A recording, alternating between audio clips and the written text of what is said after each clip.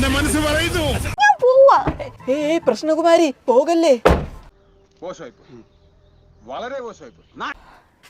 കഥ ഇനിയാണ് ആരംഭിക്കുന്നത്. ഓ എന്താ സംഭവം പറ കേക്കട്ടെ. കുറഞ്ഞൊന്നും വേണ്ട, മിനിമം ഒരു ഫോർച്യൂണർ. ഞാനൊരു യൂട്യൂബർ ആണേ. പോരാത്തതിന് ഇപ്പൊ ഒരു കുടുംബ പ്രശ്നത്തിന് ഞാൻ തിരികൊളുത്താൻ പോവുകയാണ്. എന്തോ കുത്തി പറയുന്ന പോലെ എനിക്ക് ഫീൽ ചെയ്യുന്നുണ്ട് കേട്ടോ. സ്ക്രിപ്റ്റിന്റെ ഭാഗമായിട്ട് ആദ്യത്തെ മാസത്തെ ആദ്യത്തെ എപ്പിസോഡിൽ ഞാൻ നിങ്ങളെ പറ്റിയുള്ള അപവാദങ്ങൾ പറയും. അത് കഴിഞ്ഞ് രണ്ടാമത്തെ എപ്പിസോഡിൽ നിങ്ങൾ എന്നെ പറ്റിയുള്ള കുറ്റങ്ങൾ പറയണം. ഇത് കേൾക്കുന്ന നാട്ടുകാർ നമ്മളെ തെറി വിളിക്കും.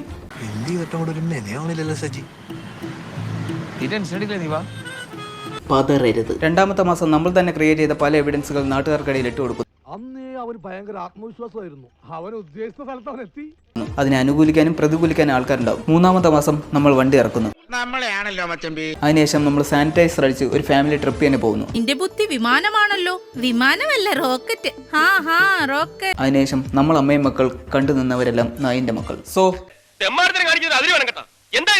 What A natural acting. ഇത് ഇന്ന് ഞാൻ അപ്ലോഡ് ചെയ്യണം.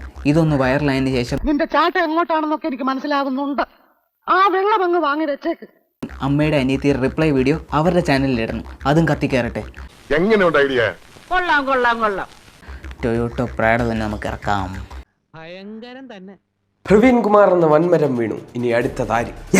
പച്ച വീട്ടിൽ പ്രശ്നേഷ്. നിങ്ങൾ ഈ പ്രവീൺ പ്രണവ് എന്ന ഗാങ്ങിനെ പറ്റി കേട്ടിട്ടുണ്ട്? They are backing the Prashnesh Kumar. അപമാനിച്ചേ ഞാൻ പോയിക്കോട്ടെ. അപമാനത്തിന് തന്നെ അപമാനമാണ് നീ. സത്യം പറഞ്ഞ അവന് വലിയ വൃത്തിയും മെനയൊന്നുമില്ല. ഒരു ദിവസം ഇട്ട് നിക്കറിയവൻ 5-6 ദിവസം അലക്കാതെ ഇടും. അതിപ്പോ ഓരോ കീഴ്വഴക്കങ്ങളാവുമ്പോ അവനെ വൃത്തിയെ പറ്റി കൊണയടിക്കാൻ പറഞ്ഞു. കുളിക്കോ ഇല്ലെന്ന് ദൈവത്തിനറിയാം. ദൈവമേ, മൂർഖനെയാണല്ലോ ചവിട്ടിയത്. Okay perfect. ഇനി അടുത്ത അമ്മയുടെ. തൽക്കാലം ഇത്രയും മതി.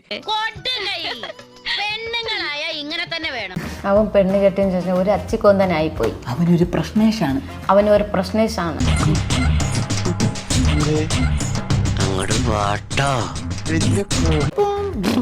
ചേട്ടാ, ഇട്ട വീഡിയോസിലെ വ്യൂസ് കണ്ട വണ്ടി പോയിട്ട് ഒരു കിണ്ടി പോലും എടുക്കാൻ പറ്റൂല. Oh my God. അയ്യോ അങ്ങനെ പറഞ്ഞൂടാ. പിന്നെ ഞാൻ എന്തിനു വന്ന? ഇനിയിപ്പോ ഒരു ഐഡിയ ഉണ്ട്. മറ്റേ സാധനം എടുക്കട്ടെ.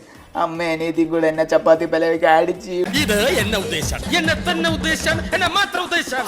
ഇവിടെ അടിച്ചത് രക്തമൊക്കെ ഒന്നു പറഞ്ഞ് ടൊമാറ്റോ സോസ് ഒക്കെ വെച്ചിട്ട് ഇപ്പൊ തന്നെ ആകാശത്തെ 2 സെന്റ് സ്ഥലമുണ്ട്. അത് മാറ്റി ചന്ത ലോട്ടാക്കി തരല്ലോ.